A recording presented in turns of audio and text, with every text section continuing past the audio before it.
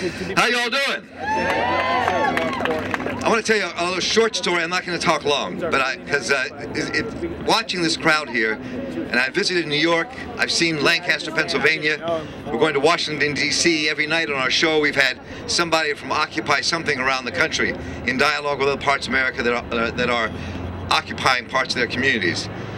And it really strikes me, I've been watching this thing go on for over 50 years. By that I mean, when I was 13 years old, I joined my first picket line to integrate the white coffee pot at Bondalman Shopping Center. And that was a long time ago, a long time ago.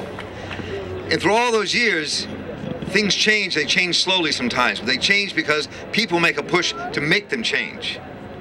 Segregation wouldn't have ended unless we went to jail, unless we got our heads beaten open, unless we packed the prisons. That's how we ended segregation. It wasn't out of the goodness of their hearts that they changed and stopped that.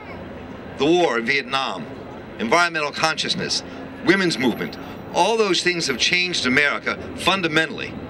But something else is going on right now, I think, that you all are responding to that is fundamentally different than all those things that we did 50 years ago, 40 years ago. Because the system this country and the world built from the 1930s to the 1960s to take care of our citizens, its citizens, to take care of us, is falling apart. They don't have the answers anymore. They're not willing to let go of their profits for the people anymore.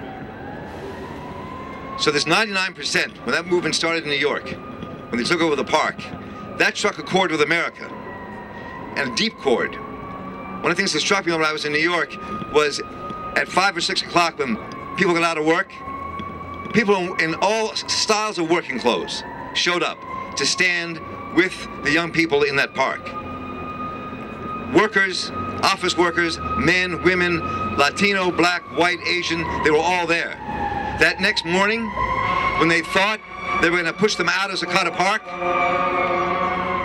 over 500, I'm not good at numbers, but there was at least 500 men and women, Teamsters and truck drivers and transit workers marched to surround that park to stand with the people in that park. So something fundamentally is happening very different here. What's different now is that it's not just an isolated movement. This is affecting people's lives, their hearts, their minds, where they live, where they work, if they can find work. So what you're doing here is very powerful. And you can watch what's happening here.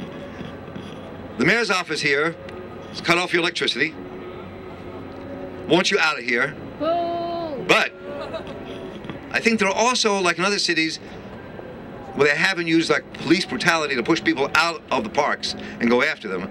They're a little nervous about doing that here. So whatever happens, stand your ground. Stand your ground.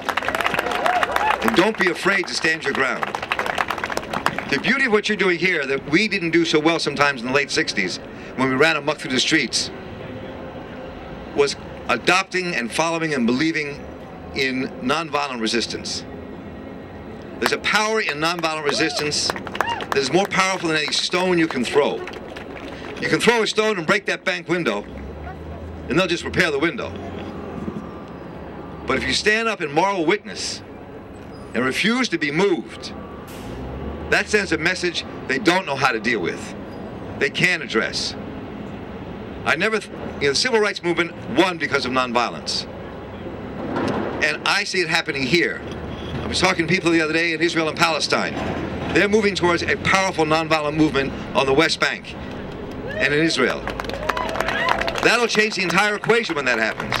It'll change the entire equation here in America when we stand up nonviolently and resist and say enough is enough. America has to be taken back by the people of our country, by all of you, and that's what you're doing. And to see all of you out here, I mean, in your 20s, standing up, this generation of Americans, what you represent, is a sea change in our society. It's powerful to watch. And I tell you, I asked me to talk about the media a bit. I don't know what to say about the media. The media is going to do what they want to do.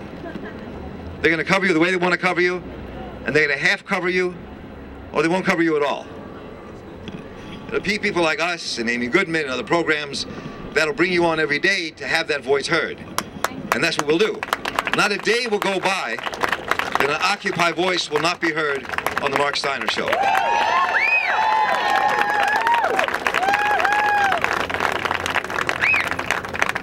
to travel to D.C., to see Occupy D.C. and watch what they're doing, bring that story home, go back to New York, go up to Lancaster, go everywhere we can to bring those stories back and to bring those people into conversations.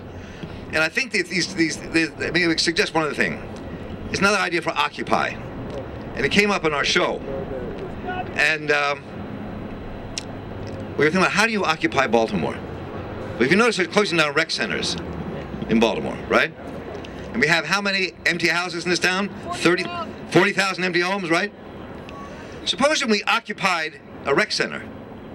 Supposing we occupied empty houses and took those houses and made for people to live in. Homeless people, poor working people have skills as plumbers, carpenters, electricians. They can do those houses themselves. And we can take those houses back. 40, 50, whatever year that was, a long time ago, when we had a tenant union group that was in South Baltimore, when it was still a poor, working class neighborhood. And they would evict people from their homes. We would take all the belongings, put them back in the house, change the locks, and then deliver boxes of rats and roaches that we collected from those homes and left them on the doorstep of the landlord. I only say that because things have to fundamentally shift here and move. Occupying Baltimore, occupying New York is really important. It has to move to another level at some point. Because it continues, it can't stay where it is, but it will. And you're going to define it. How? Who knows? But we'll see. And so I want to make another commitment to you that if it's imminent that the police come to move you out, we will be here with you and with our cameras and with our microphones, and we'll tell the story, and we'll be here too.